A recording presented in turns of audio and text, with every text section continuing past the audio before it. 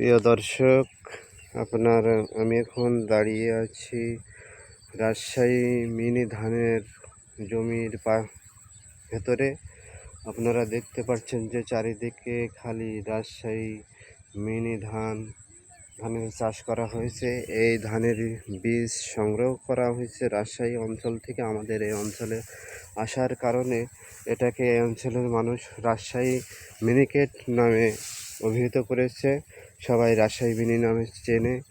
এই ধানের ভাত খেতে খুবই সুস্বাদু ও মজাদার। আমাদের দেশের বড় বড় 5 স্টার হোটেল, অন্যান্য হোটেলগুলোতে এই ধানের চাউল থেকে যে ভাত হয় সে ভাতের চাহিদা আছে।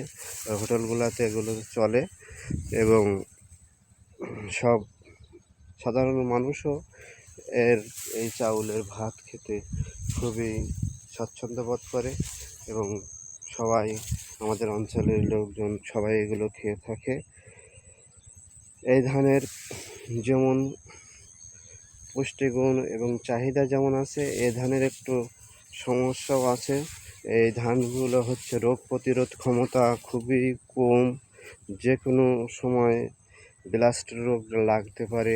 তারপরে মাজরা, ফড়িং লাগলে অনেক সময় দেখা যায় যে কৃষকের ফসল অর্ধেকে নেমে আসে।